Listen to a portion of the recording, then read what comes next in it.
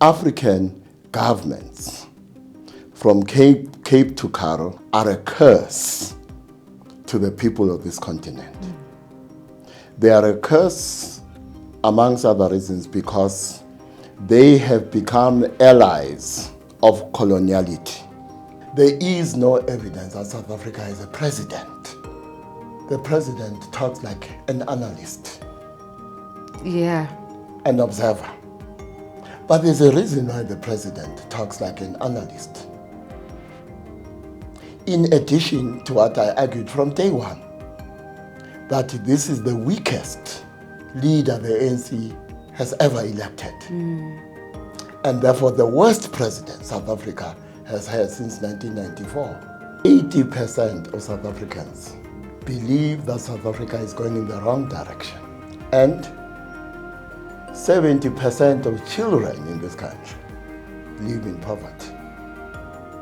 I can tell you now, the majority of those children are not the children of the descendants of the oppressor or descendants of the colonizer. I have no doubt, I am as certain as I am that the sun will rise in the east tomorrow, that if we stay on this trajectory, there will be an uprising in South Africa. An uprising of the poor, an uprising of the working poor, an uprising of the working class, an uprising of the middle class. What I call the perfect storm, because it is not humanly possible that South Africans will tolerate what they are going through indefinitely. In a world where Africans have lost their roots, it has become of vital importance to document our ways.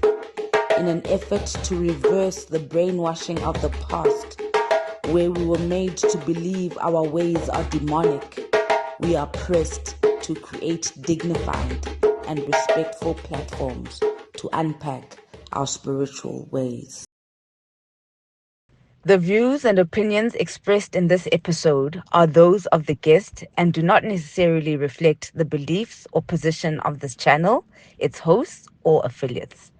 This podcast is a platform for open discussions and exploration of various perspectives, including controversial and unconventional ideas. We encourage viewers to think critically, do their own research, and form their own opinions.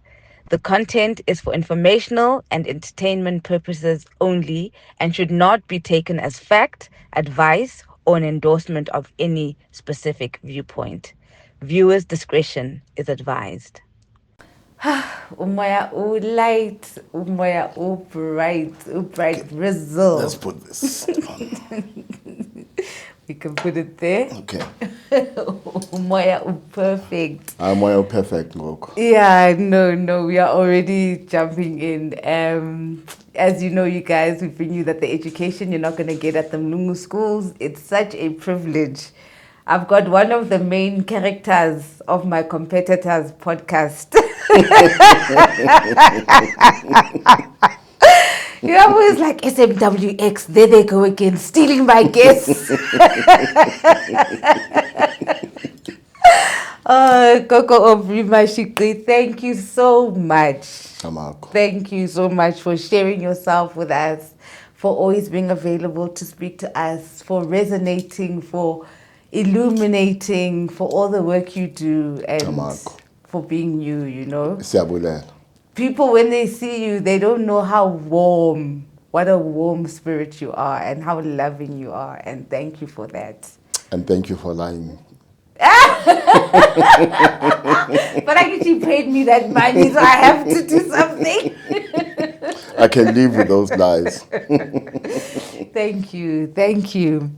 So, you know, as this country of ours shifts and shapes and does things, you're one of the voices that we always want to hear from, to understand what's going on, because obviously things are not just happening in a vacuum. It's all part of a historical context, we are where we are because of the Land Act, of the Urban Areas Act, of all these acts that happened prior, of colonialism. So now we're in 2025, little bit post-GNU. We asked you to come in today just to unpack the political situation, and please go into each party and what they represent, who they are in the spectrum, so that our baby can take shape, and we go somewhere. Well, first of all, I worry about the plight of our people. We must not forget that the struggle against apartheid colonialism was not a struggle for democracy. It was a struggle for freedom. And democracy would be one of the means by which that freedom is achieved. And what freedom are we talking about? Freedom in terms of that which was colonized. The mind was colonized. Therefore, the struggle against apartheid colonialism is a struggle for mental freedom. The body was colonized. And therefore, the struggle against apartheid colonialism was a struggle about freeing the body. More importantly, the spirit was colonized. And therefore, the struggle against apartheid colonialism was a struggle about freeing the spirit, particularly our relationship with our ancestors, particularly our relationship with the land. Because remember that the land is sacred. Without it, we are nothing. The land is life. And therefore, to deny me land or to uproot me from my land, you deny me access to that which is sacred and to that which was sacred to our ancestors. One of the things post-apartheid we have not done is to deal effectively with the land question. We hear a lot being said about the land, but in practice, very little is happening to reconnect us with and to the land. Which means, to the extent that the struggle against apartheid colonialism is a struggle about remembering that which was dismembered, including the fact that we have become dismembered from the land, from that which is sacred. The work of remembering us, or those who are oppressed, is not happening sufficiently. And there is a reason why this is not happening. It is because throughout the continent, we have the same problem. African leaders, from Cape to Cairo, African governments, from Cape to Cairo, are a curse to the people of this continent. They are a curse, amongst other reasons, because they have become allies of coloniality. In other words, they have become allies by promoting, consciously or unconsciously, a logic through which the oppression and colonization of the African happened.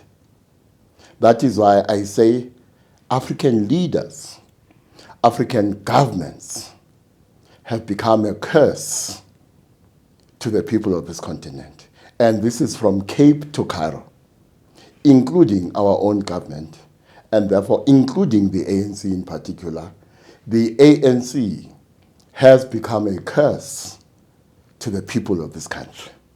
And the question I keep on asking is this: what is African about the ANC? And I struggle to find an answer. I struggle to see the connection between the ANC and that which is African. What I do not struggle to see is the fact that the ANC has become an ally of coloniality. Why do you emphasize that it's not African? What is the importance of it being African or not being African? Well, just imagine that today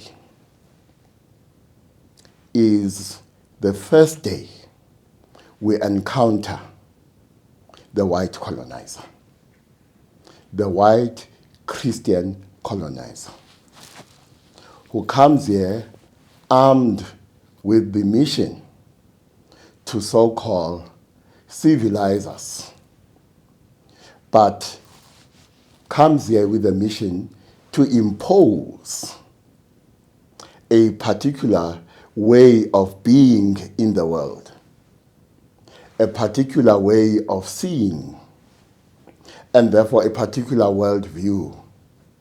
And included to that, in that, is the imposition of a particular religion. What does the white Christian colonizer do? Not only does the Christian colonizer oppress the body, as I said, oppresses the mind, oppresses the spirit. Now, what happens in that process is that our relationship with God, or our relationship with the divine, as we understand it, because as I say, we're imagining today is our first encounter with the white Christian colonizer. So one of the first things the white Christian colonizer does is to disrupt our relationship with the divine, our relationship with God. God as we understand God to be. But the white Christian colonizer does something else. It is to remove us from our ancestors. It is to disrupt our relationship with our ancestors. Now, firstly, the colonizer removes us from God as we understand God to be, and removes us from our ancestors.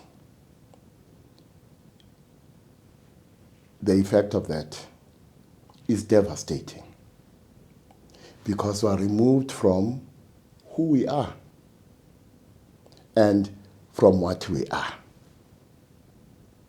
We are removed from the fact that actually this is the birthplace of humanity. And therefore, we remove ourselves, or we are removed from those first ancestors of humanity. These are not just the ancestors of Africa, as we know Africa as what Africa has become now. Those first ancestors that gave birth to all the 8 billion people in the world are not just the ancestors of those today we call African.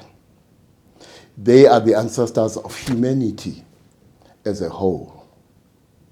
So, colonialism removes us from these ancestors who are the ones who gave birth to all of humanity. Therefore, not only us, but the colonizer himself is removed from these ancestors by what he does. And to remove us from these ancestors who gave birth to humanity is to remove us from who we are.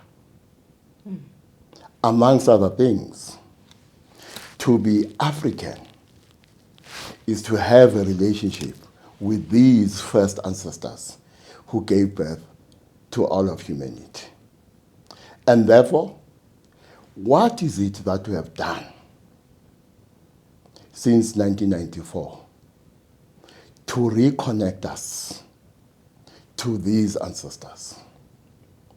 In other words, what is it that we have done to reconnect us to our essence, our Africanness? Very little. In fact, we participate ourselves in crimes like linguicide. For instance, you and I, Mamia, were speaking to each other in English, not through the languages that were handed down to us by these ancestors over thousands and thousands of years. We speak to each other through a language that was imposed on us, through the act of linguicide. In other words, the colonizer engages in the act of killing our languages. That is why I say the colonizer perpetrates the crime of linguicide. What is it that we have done?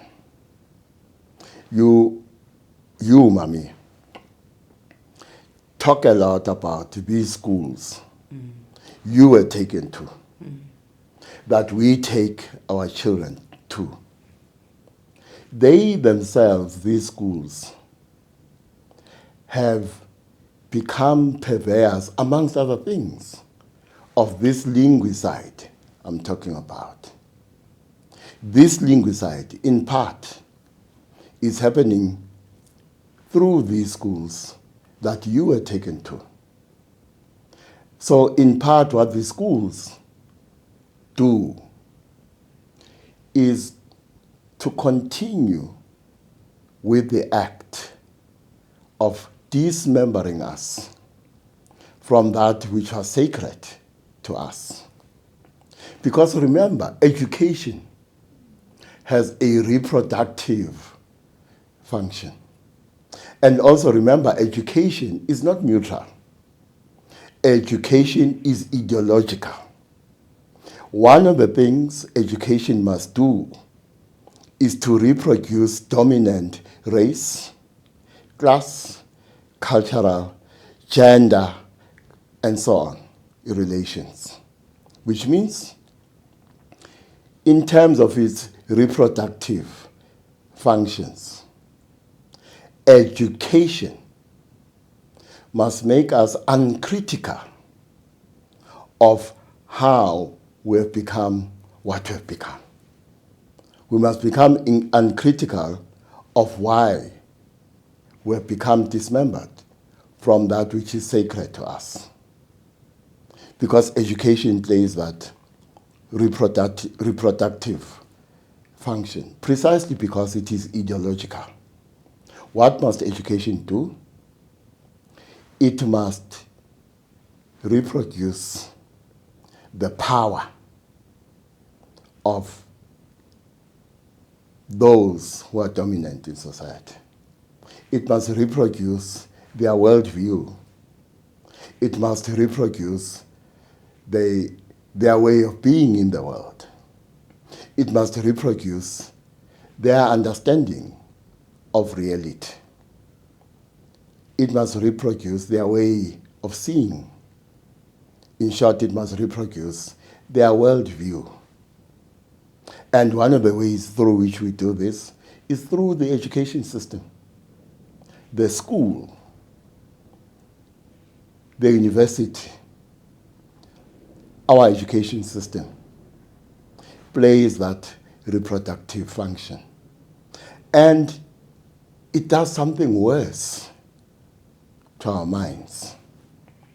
Not only are we uncritical of the social, political, and economic relations we see, but what it has done to our minds is that our educational institutions, or our education institutions, as Henry Thoreau puts it, have become dead zones of disimagination. And the reason why we struggle to reimagine our future and to reimagine the relationship between the present, the past, and the future is partly because of what is done to our minds by our education system. A system that has turned education institutions into dead zones of disimagination. And one of the main perpetrators here, as an ally of coloniality, is the African National Congress. And this is one of the reasons I ask, what is African about the African National Congress? When we speak of the education system, and if you're saying it's dead zones, then what is the solution? When we speak of decolonization of the education system, what are we actually saying? Well, in practical terms, the first thing we do, or must do, is to engender amongst our children, in society in general, particularly those who were victims of colonialism, powerful critiques about this crime of colonialism and apartheid colonialism. Our children must be in a position to understand why we have become what we have become. Some people will talk about the decolonial, the imperative, as you say, of decolonizing our education system and the content of education. I would go further and say it is not enough to decolonize the mind of the oppressed. Actually, the first mind we must decolonize is the mind of the descendant of the colonizer. In short, to the extent that white people globally are descendants of the colonizer, or coloniality as a global phenomenon. yeah. It is the mind of the descendant of the colonizer that we must decolonize first. Or the two must happen together at the same time.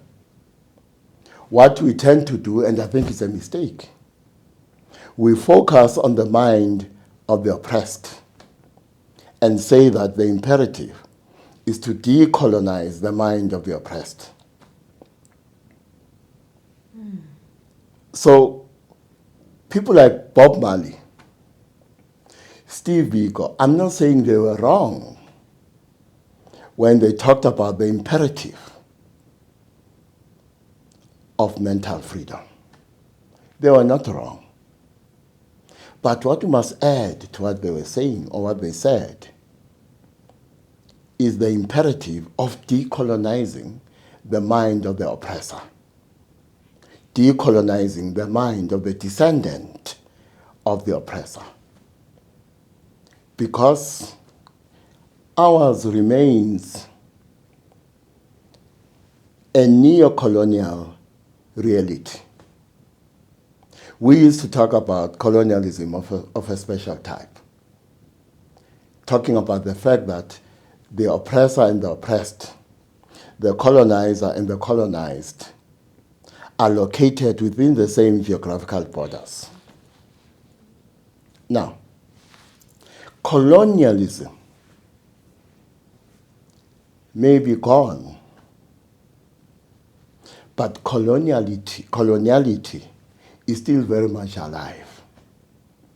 And it is responsible for perpetuating conditions in South Africa I refer to as neo-apartheid conditions. If you look at it from the perspective, let's say, of the Freedom Charter, which says South Africa belongs to all who live in it, I say, because South Africa does not belong to all who live in it, South Africa should, in other words, it's an aspiration. It's not something we've achieved yet. South Africa should belong to all who live in it because it doesn't. South Africa still belongs to those who conquered it, who are still governed by the logic of coloniality. Which means, to the extent that they are still governed by the logic of coloniality, which in part continues to perpetuate conditions of neo-colonialism and neo-apartheid. One important task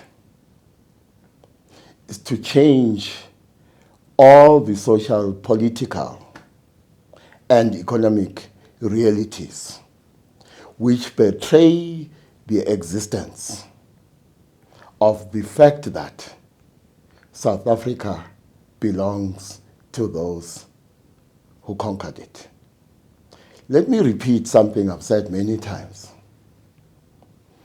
I have said, because of apartheid and colonialism, a numerical minority in South Africa has become the cultural majority whose ways of being, whose ways of seeing, whose ways of doing, and worldview have become the dominant reality in our post-apartheid setting. And the numerical majority has become a cultural minority whose ways of seeing, whose ways of doing, whose ways of being in the world, whose worldview is subordinate to that of this numerical minority that has become a cultural majority. We must transition towards an order which changes this. I'm listening to you say about we need to work on the minds of the oppressor. And I'm wondering, how do you begin the conversation to a privileged somebody to let go of their privileges to accommodate everybody else? Nobody wants to let go of what they believe is mine. Well, let me say this. The reason I'm laughing, I'm thinking, I was a Marxist, Leninist, materialist, a member of the South African Communist Party. So I'm laughing because I'm thinking, you can take a man out of the Communist Party, but it is difficult to take the communism out of that man. Why am I saying that? It is not fashionable now to talk about Karl Marx. But one of the things Karl Marx said is that privilege blinds one to reality. In other words, privilege blinds us who are privileged to reality. We talk a lot, some of us these days, about the emergence of a new consciousness, not only in the world, not only on this planet, but across planets, in the universe, in the multiverse, and beyond. A new consciousness is coming into being. And that new consciousness will result in the delivery of a new reality in the world, in the universe, in the multiverse, and beyond. But of course, as good as that is, we need to contend with a change in consciousness, where we are, where we live as bodies. Now, what tends to happen? And maybe now I'm going back to my Marxist, Leninist, materialist roots. When some of us talk about this emerging consciousness, people seem to think this consciousness will happen by or through osmosis. In other words, it will happen through a process similar to the autopilot function of an aeroplane. Whereas it will and must happen through struggle. So this new consciousness is not just going to emerge through osmosis or through a process similar to the autopilot function of an aeroplane. It will emerge through a process of struggles. And that means you decolonize the mind of the descendant of the colonizer, in part through struggle, in part through dialogue. A dialogue that recognizes the fact that what binds the descendant of the colonizer and the descendant of the colonized is their common humanity. And therefore, together, in terms of this common humanity, must struggle for the emergence of this new consciousness as bodies located where they are located, in this case, South Africa. Nobody's going to want to struggle. If you're privileged, why would you want to struggle? Well, we have seen in the history of this country that it is possible for those who benefited from colonialism and apartheid colonialism to enjoin themselves in struggles against the same colonialism and apartheid colonialism. Now, the fact that they did means that while this happened in the past, it can happen in the future. And in part, it will be a function of leadership. And here I'm not talking about leaders, I'm talking about leadership. Leadership residing in those who are leaders and those who are not leaders. The descendants of the colonized will have to provide leadership in terms of persuading the descendants of the colonizer that it is in their interests to engage in struggle together to ensure that we remove the vestiges of our colonial and apartheid past. I'm wondering what Abelungu are wondering what it looks like. What does this thing look like? What does expropriation look like? What does struggle look like? Does it mean that I must let go of my house in Bryanston and go live in a shack and then give my house to other people how I pledge my, like, what does it look like? I'm sure the white community also wants to know, okay, when they say justice or we're trying to balance, what are we actually saying to them? What do they have to let go of, or what do they have to do? Or well, the first thing they must do is to acknowledge they benefited from the crimes of colonialism and apartheid colonialism. Secondly,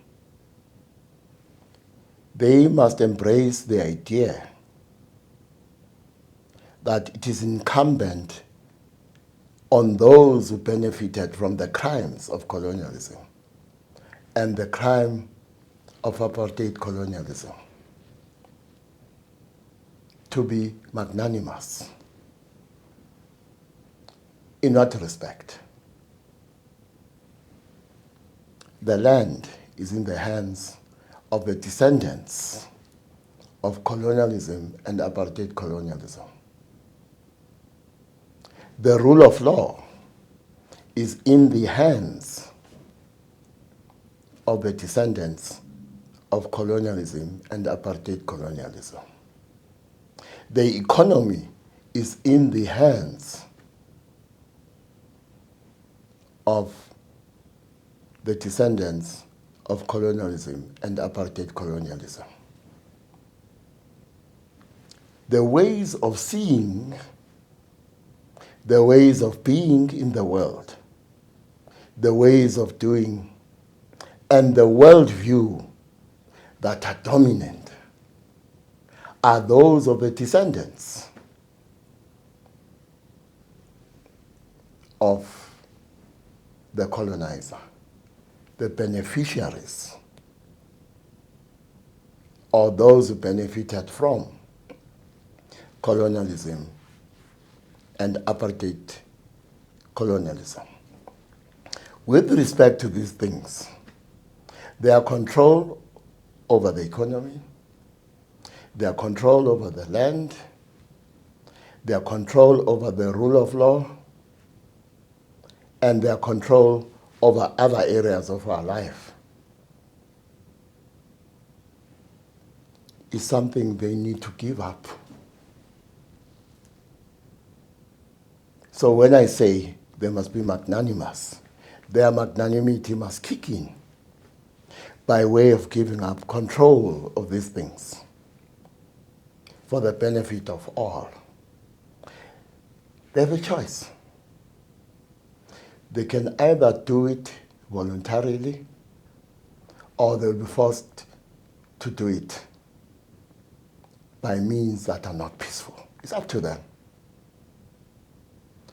Now, if we come back to our immediate circumstances, there is an Ipsos survey that has just come out, which says 80% of South Africans believe that South Africa is going in the wrong direction. And 70% of children in this country live in poverty. I can tell you now, the majority of those children are not the children of the descendants of the oppressor or descendants of the colonizer. These are the descendants of those who are colonized. These are the descendants of those who are oppressed. In many ways, those who are oppressed today live under conditions that are worse than the conditions we had during apartheid colonialism. What that means, I will warn once again, that when I look at our socio-economic conditions, South Africa is heading towards a perfect storm of discontent. The discontent of the poor, the discontent of the working poor, the discontent of the working class, and the discontent of the middle class. We are heading towards a perfect storm of discontent. And if the descendants of the oppressor, the descendants of the colonizer, do not give up that which they control at the expense of the majority in this country, they will one day have to face a very stark choice. To give these things up voluntarily, or to be forced to give them up by means that are not peaceful. It's up to them. Where are the black privilege in all of this? Well, black privilege does exist. But it is not the defining problem in South Africa. The defining problem in South Africa is still the privilege of those who are white.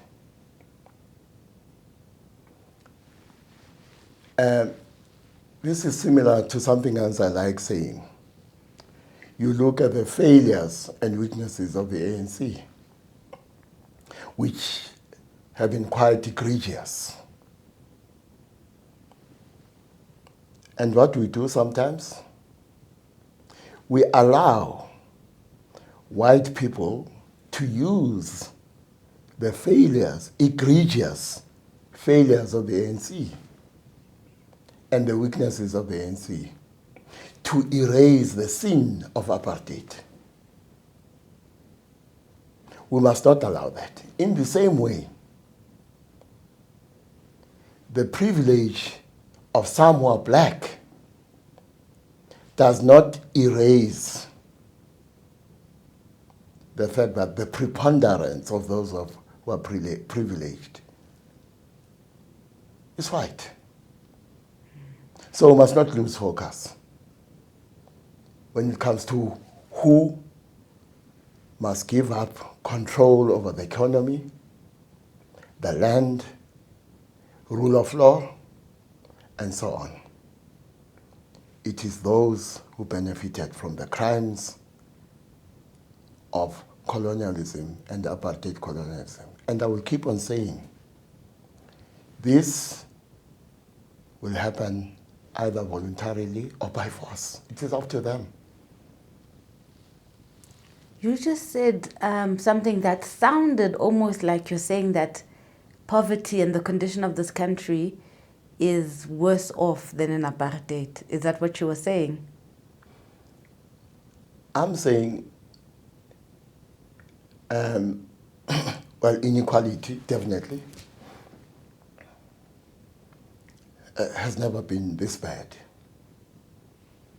Poverty amongst those who are oppressed has never been this bad. Now, For me, there are two main reasons. First of all, as I said, those who lead us from Cape to Cairo have become a curse to the people of this continent, particularly those who are oppressed. So when you look at indicators like poverty and inequality, yes, we are in a worse place than we were before 1994. And some of this is caused directly by what our leaders do and fail to do. The second thing is that the world is experiencing hyper-capitalism. Capitalism, or this evil of capitalism, has never been this bad. So we're going through a phase of hyper-capitalism. A hyper-capitalism that has attached itself to fascism in places like America, to the fascism of some who are South African and some who are former South Africans who live in places like America. So hyper-capitalism means not only in this country, but in the world as a whole, levels of inequality have never been this bad. Look at how the richest 1% lives compared to the poorest 50%.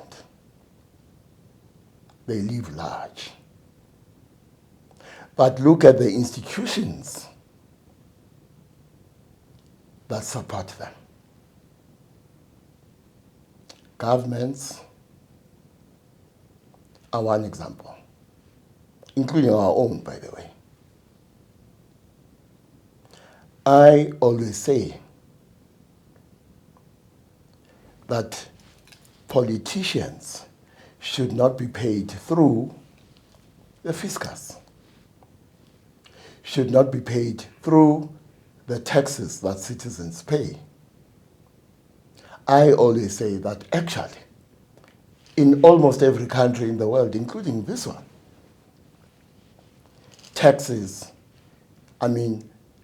politicians must be paid by banks.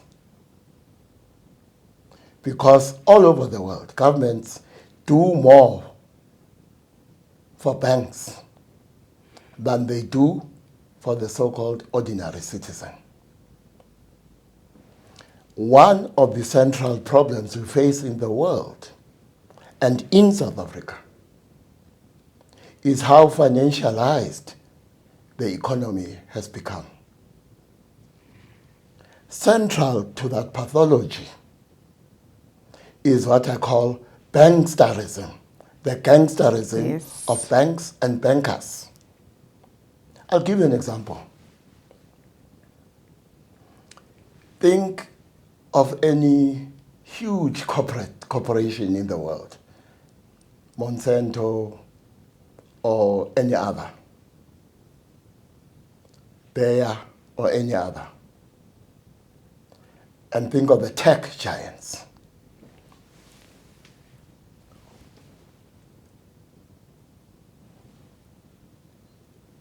Who supports them?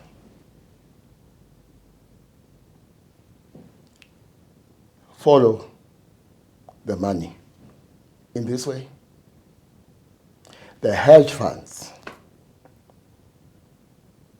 investment banking, Where do they put that money?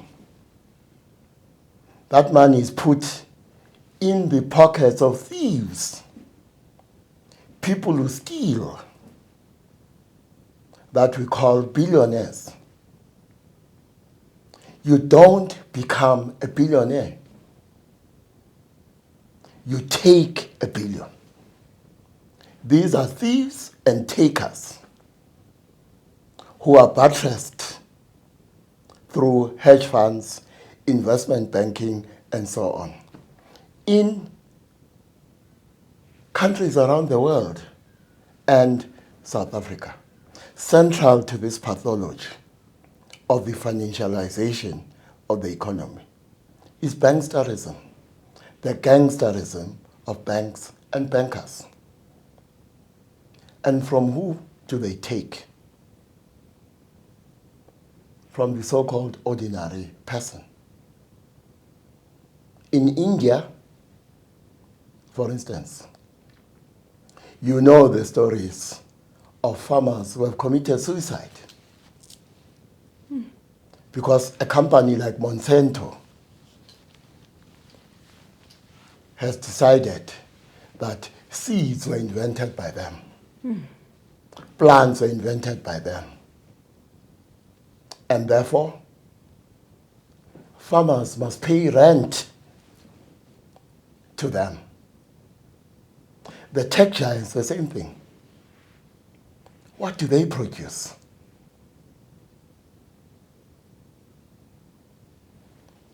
How do they make money? Through rents. And who do they use? Governments.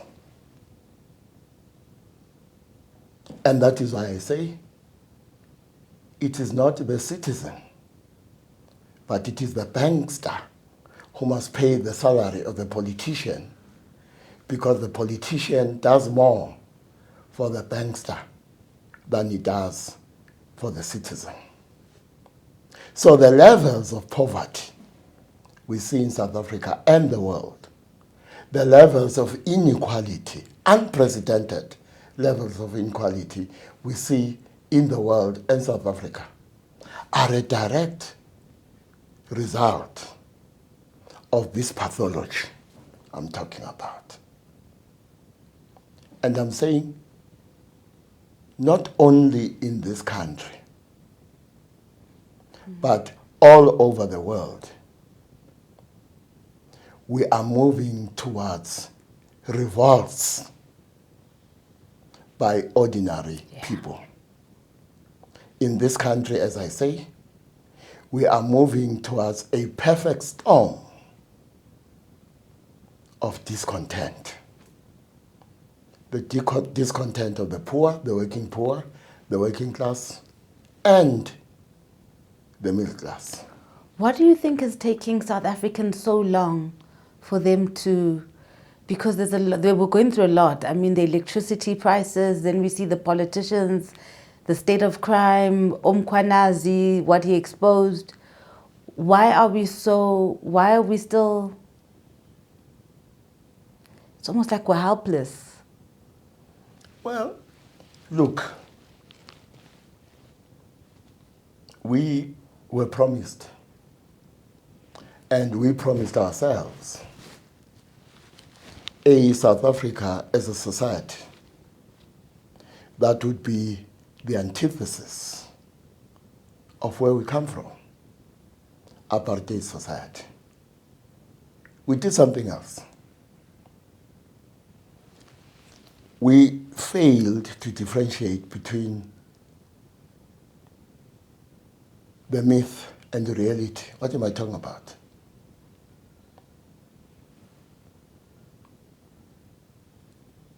During the evolution of the struggle, the ANC at some point does become a myth. Some of its leaders become mythical figures. And we don't spend enough time examining the gap between the myth and reality. because the gap is populated by the vain hope that post-apartheid South Africa will be the antithesis of apartheid society, not bearing in mind that to the extent that the class relations of apartheid society, the race relations of apartheid society, gender relations of apartheid society, must continue into our post-apartheid setting so that those who benefited from those relations must still have the upper hand. What we're ill prepared for is that it is those who claimed to act on our behalf in a struggle against apartheid colonialism who become the means by which these relations must continue in our apartheid setting. But I have no doubt, I am as certain as I am that the sun will rise in the east tomorrow, that if we stay on this trajectory, there will be an uprising in South Africa. An uprising of the poor, an uprising of the working poor, an uprising of the working class, an uprising of the middle class. What I call the perfect storm, because it is not humanly possible that South Africans will tolerate what they're going through indefinitely. You are right. Crime is out of hand. Our people don't have water. Electricity will soon be beyond the reach of many, if not most, South Africans. Yep. Literally, South African families are hungry. Yeah. What makes things worse? There is no evidence that South Africa has a government. There is no evidence that South Africa has a president. The president talks like an analyst, Yeah. an observer. But there's a reason why the president talks like an analyst. In addition to what I argued from day one, that this is the weakest leader the ANC has ever elected. And therefore the worst president South Africa has had since 1994. When he is playing the political analyst, it is because he thinks South African citizens are mojos. And he talks to us as one would talk to mojos. Our president thinks we're fools. That's the problem. Is politics still the answer, political parties? Because, I mean, it feels as if definitely we are not for ANC, but what are we for then? Let me give you two answers. And this applies to the whole world, not just South Africa. So far, we have believed, and maybe here I should exclude women because it was not by choice. We have believed that our salvation will come from a powerful man. Nelson Mandela, Barack Obama, and so on. We have believed that human salvation will come from the deeds and words of powerful men all over the world. That's what we have believed. And we ignore the lesson of history. History is a ceaseless repetition of error, folly, and correction. Therefore, history is a ceaseless repetition of the errors and folly of men. The world is in crisis because of the errors and folly of men. It is because of the woefully poor leadership of men that South Africa is where it is, that the world is where it is. And we also miss a very important lesson. There is no society that can reach its potential by relying on half the population. In other words, it's illogical to think any society will achieve its full potential by relying only on men and excluding women or discriminating against women. In other words, what we do in the world when we discriminate against women is to choose to walk with one leg instead of two. That's what we do. And therefore, going back to education,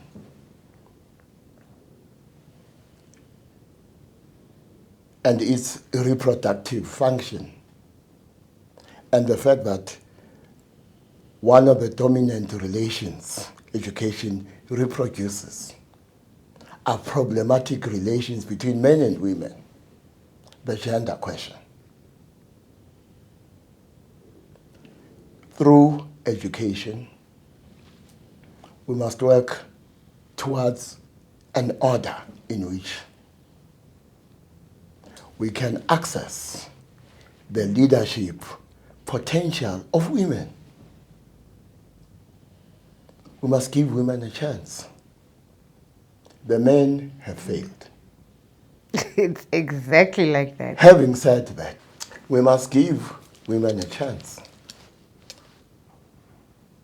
Humanity must give women a chance or perish in the folly and the illogic of relying only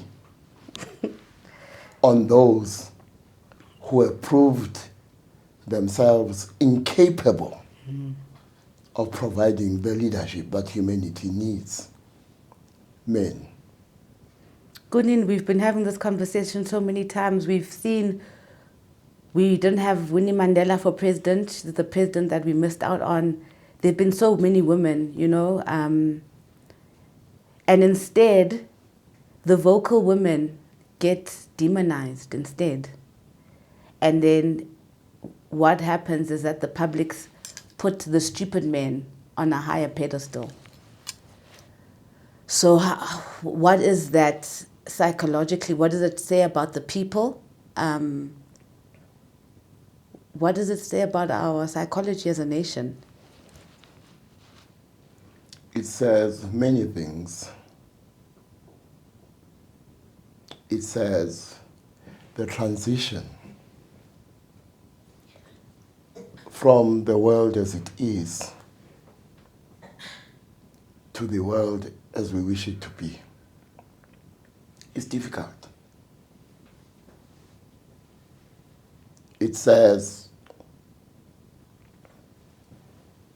the transition from the world as it is to the world as we wish it to be is a transition that will happen through a process of many, many, many struggles.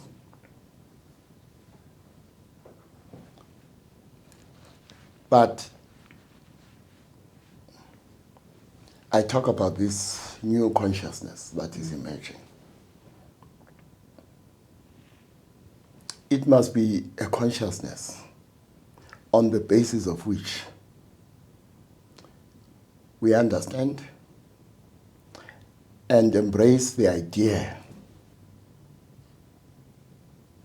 and turn into reality the idea that the fundamental change that must happen is a fundamental change in our consciousness. Because of what I am, that fundamental change in consciousness is contingent on a change spiritually.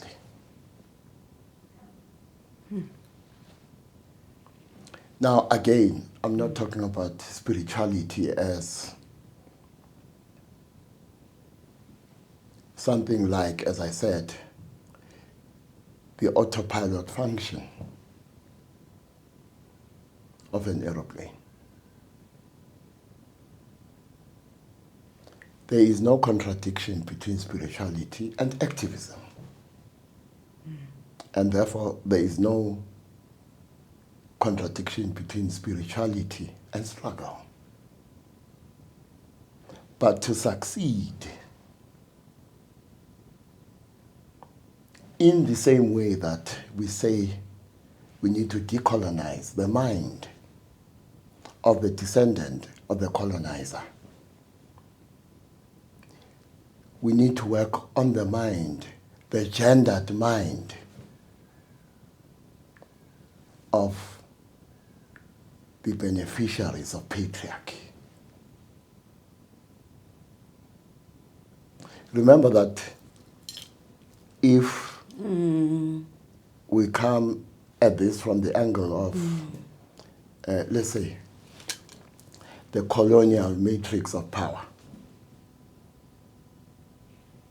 and its different dimensions. Now, let me mention the dimensions in passing, and maybe in future episodes we'll go deep into the colonial matrix of power. Some of the dimensions are knowledge and subjectivity. That is, meaning. Who knows? Who do we regard as those who know? Who creates meaning? Generally, the answer is men. So that's the first dimension, which means the struggles we engage in, physical struggles, intellectual struggles, struggles of the mind, spiritual struggles, must first attack that dimension, knowledge and subjectivity. Who knows? Who creates meaning? Who is regarded as those who know? What do they know? Should it be taken for granted that what they know is good for society, is good for everyone? Another dimension, gender and sexuality. And of course, attacking that dimension of the colonial matrix of power means we must accept that this dimension is a dimension that has robbed humanity of the advantage of relying on all who are human. Instead, what we have done is to exclude and discriminate against those who are women. Why? Because coloniality as a logic tells us not only that those who are not white are not human, but it tells us that those who are not men are not human. So that's an important dimension to attack, so that we free ourselves from those shackles of gender and sexuality as a component of the colonial matrix of power. It's amazing because black men understand racism, but then they don't understand the same gender issue when it's coming. You know why? Link the colonial matrix of power to coloniality. Remember, two things are the main pathologies of the colonial matrix of power: racism, that is white supremacy. White people are superior. Now, that logic does something else.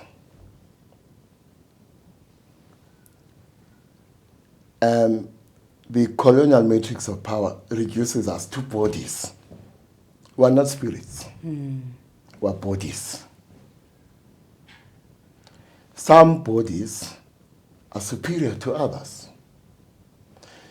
The bodies of men are superior to the bodies of women. The bodies of women are inferior to the bodies of men. The bodies of those who are black are inferior to the bodies of those who are white. Now, if you look at what is happening in America, a country right now that is led by a white supremacist, fascist regime, and you see the logic of that regime in other parts of the world, particularly in Europe, re-emerging.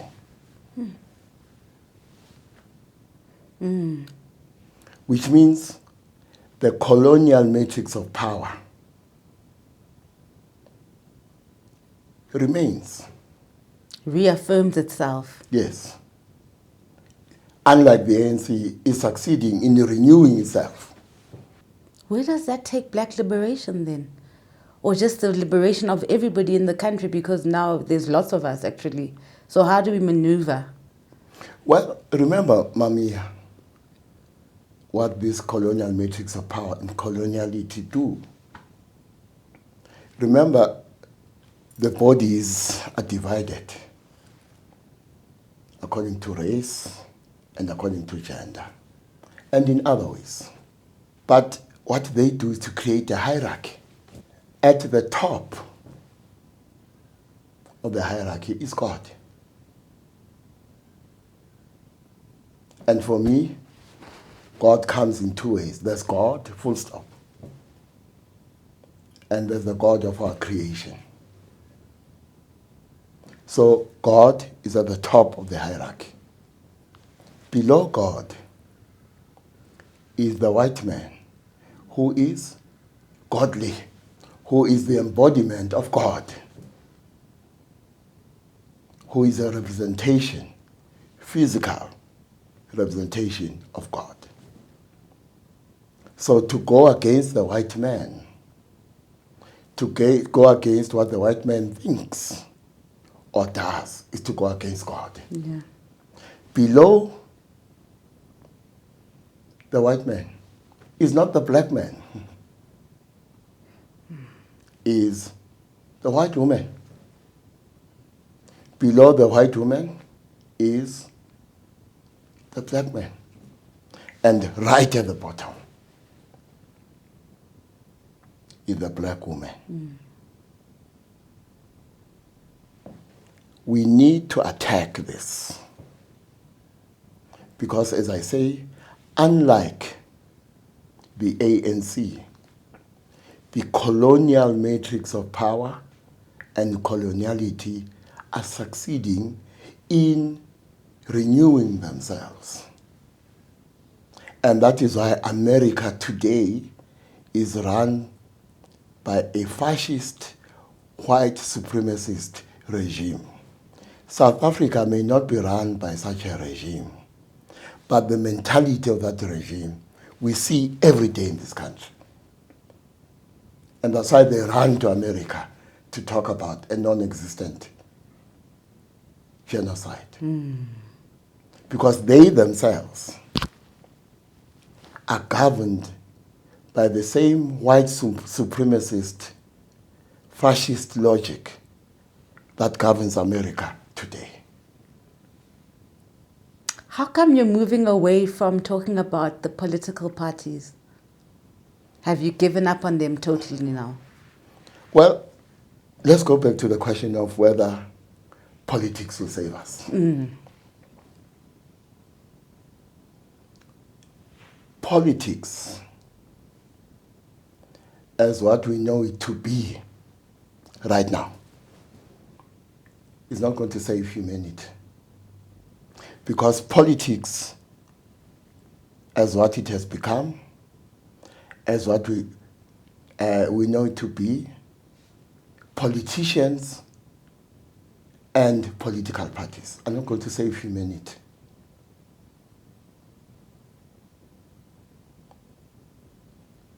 Therefore,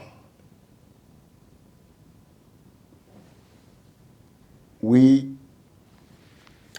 must do two things. One, politics is what we have today. Within the constraints of what politics is, what opportunities exist to improve the human condition? That's the first question. That question presupposes acceptance of the fact that politics, politicians, political parties are a constraint we must overcome. Therefore, within that constraint, what opportunities exist to improve the human condition? For me, that's one of the main questions we must discuss. Now, I am interested in a national dialogue. I am not interested at all in the national dialogue. I am interested in a national dialogue which, amongst other things, has a conversation around this question.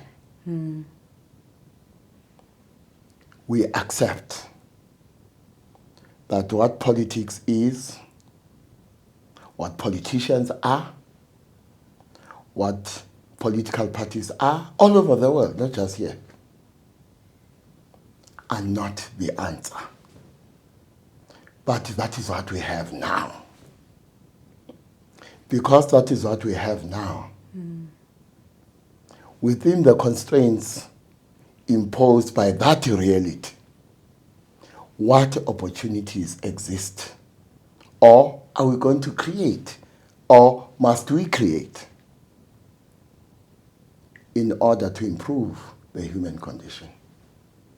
For me, that is one of the main questions. A national dialogue, a global dialogue must deal with. So we're cutting off all the parties. We're not interested, because you're not even mentioning MK. You're not mentioning any of them. Well, so this answer applies to all of them. Whether it's the ANC, whether it's the EFF, whether it's the MK party, whether it's the DA, whether it's the Patriotic Alliance, whether it's the Kwankwaetla, I don't care. They are not the answer. But they are what we have. I suppose the question I'm asking is a variation on the theme. How are we going to work with what we have? So within that question, of course, We can have conversations about whether the ANC is the answer, whether the DA is the answer, whether coalition government is the answer. My own view is that in the foreseeable future, and I'm talking about a period of the next 30 years, it may be more, but I'm limiting myself to 30 years. Our electoral or post-election reality over the next 30 years will be that of coalition government. So I suppose if I'm asking the question, within the constraints imposed by what politics has become, what politicians have become, what political parties have become, how can we make coalition government work for our people?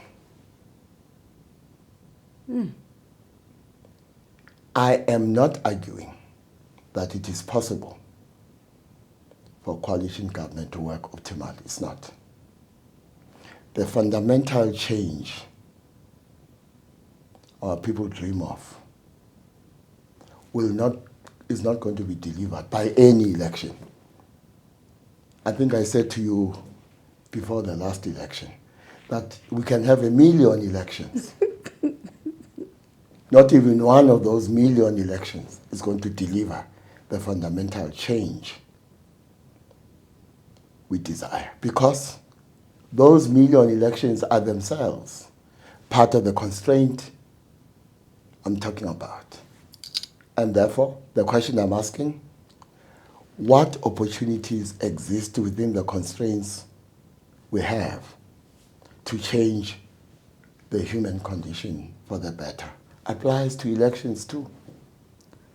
The elephant in the room is always Rupert. Yes. You know, the owners of the economy.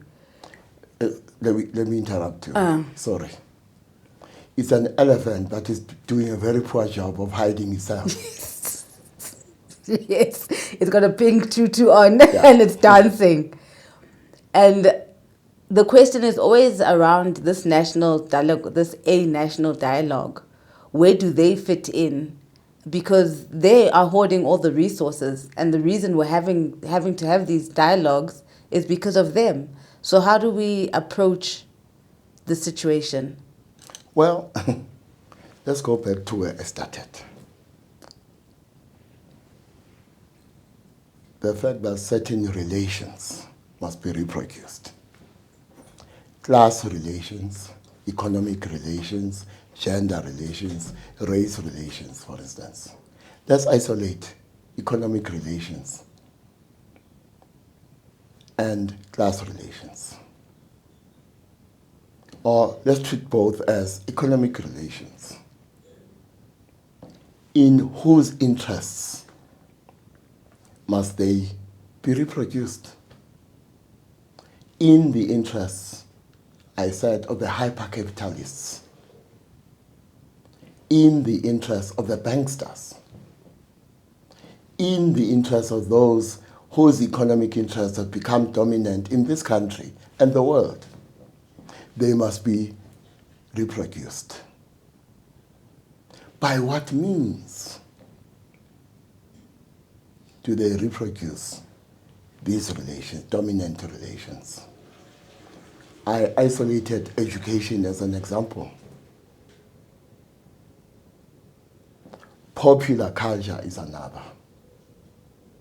So they have many devices they use to reproduce these relations. The media is another. Now, take 6 o'clock today. Many radio stations at 6 o'clock every day have business program. Whether you're listening to SAFM or Hot 102.7, whether you're listening to 702 or Power FM, 6 o'clock today, you'll be listening to business news. And this programming does nothing to give us a critique, not of the state of businesses, but of the state of the economy. Yeah. Now, there is a report that has just come out, authored by Open Society, about who owns South Africa. And of course the question, who owns South Africa economically? And by what means do they own South Africa? One of the examples they give is that of regulatory capture, which is a form of state capture which has been with us for a long time. But we were obsessed with a very narrow understanding of what state capture is, joining the wrong dots, leaving out the bigger dots. So the report says, for instance, one of the problems we have is that of a revolving door. Executives in the financial sector, in the banking sector, end up where? In the Reserve Bank. Yep. They end up where? In National Treasury. People in the Reserve Bank, in National Treasury, end up where? They become executives in the financial sector. Why? Because they are engaging in a particular form of state capture. Yep. Regulatory capture. The struggles that we must engage in include a change in mindset when it comes to understanding of things such as state capture. Yes, you had the 9 wasted years, which coincided with the presidency of Jacob Zuma. These were 9 wasted years of ANC misrule. And by the way, if the Constitution allowed it, Zuma would still be president of South Africa if he had not tried to tamper with National Treasury. You don't tamper with National Treasury. You don't tamper with the Central Bank, the Reserve Bank. These are the citadels of capitalism in South Africa. So if Jacob Zuma had not tried to capture National Treasury, if the Constitution allowed it, he would still be president today.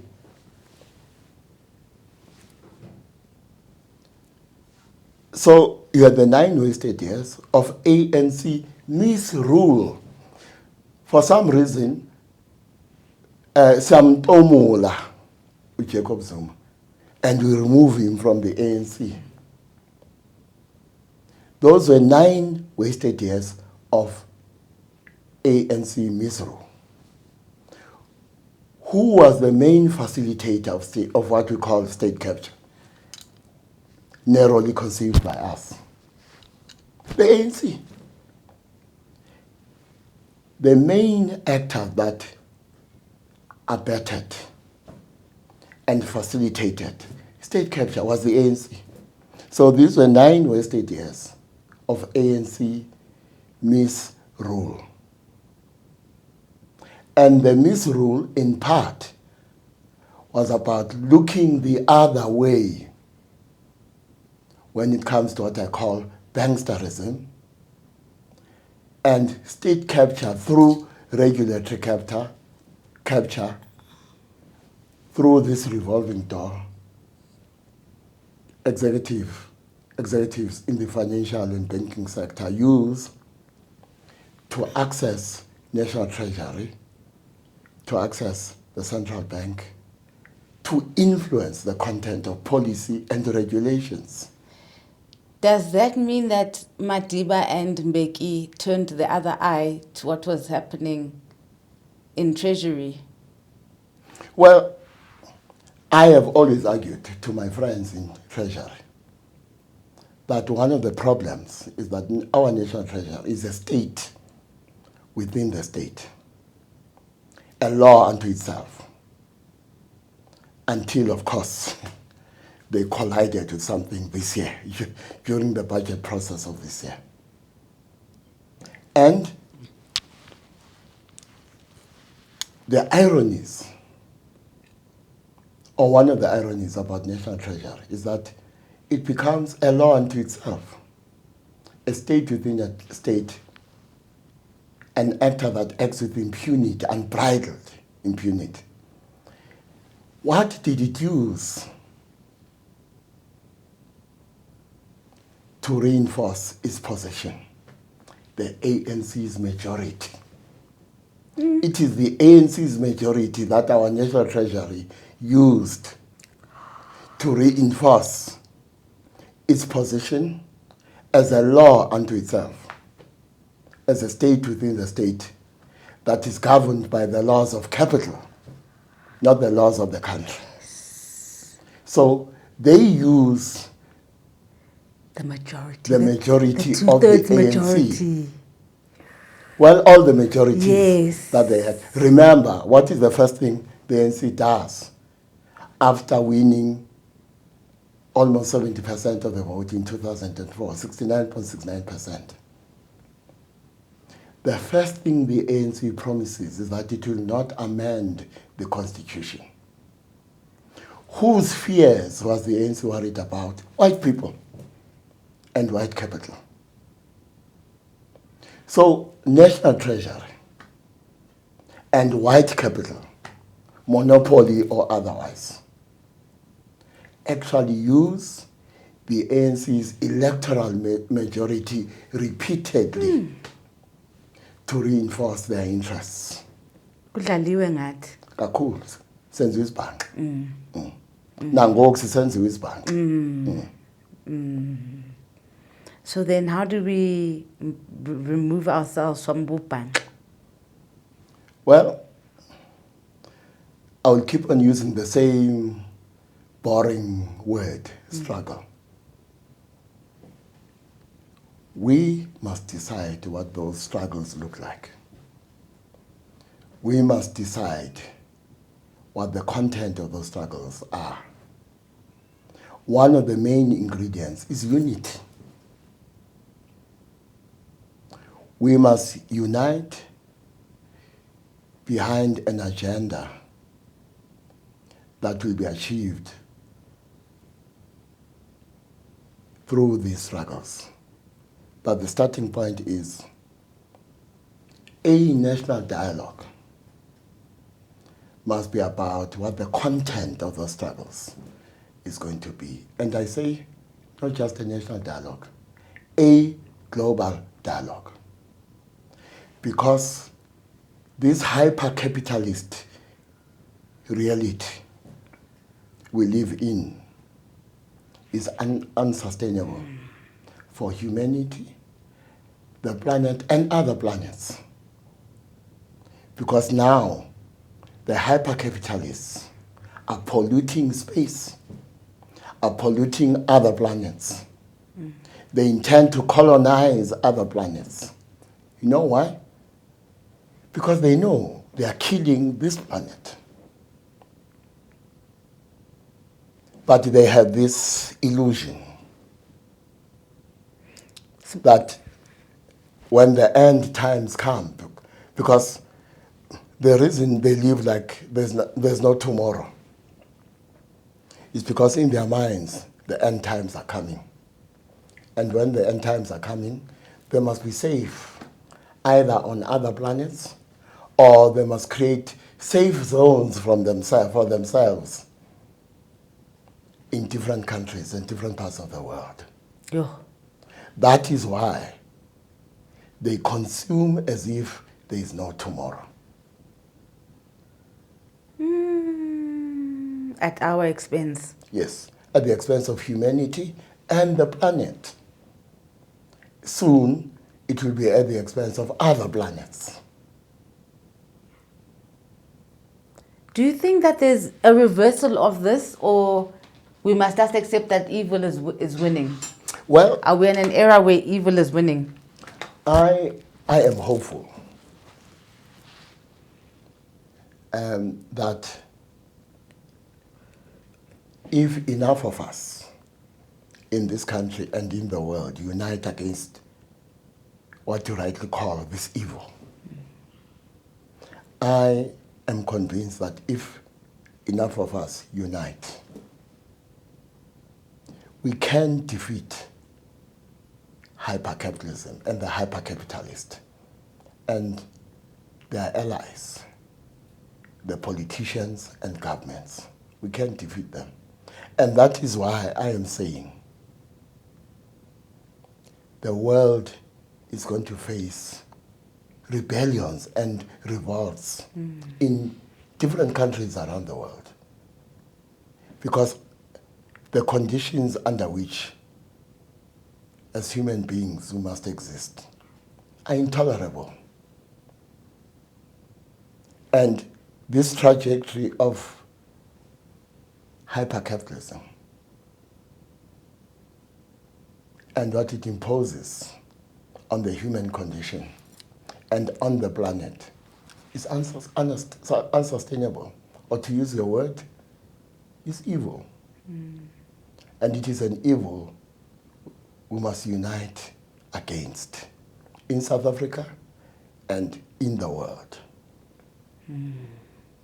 Enkosi Gogo. Tamako. We're looking forward to more engagements as you unpack more of these. You make it so much easier for us to understand. Thank you very, very much. Tamako. Thank Mami. you. MOYA Ulight, MOYA Ubright. That was Gogo Aubrey Matshiqi. He'll be back. You know this. Thank you to everybody liking, sharing, and subscribing. And thank you especially to the members who help us keep the lights on. Thank you so, so much. And thank you for watching the adverts to the end. Guys, we'll see you again next time. Who are you when all you were has been diluted by lies and white lines cancelling out all that which has been written of your history? Why do you look at yourself as a mystery? Doesn't the sun shine because you open your eyes? Doesn't the moon stay situated within the same stars your DNA sparkles off?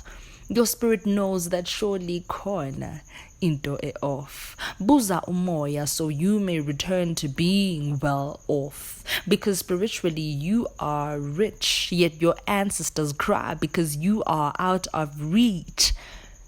But yours is to command all elements while God takes inspiration from the very mirror she looked at to become. Remember who you are and never finish just when they think that with you they are done.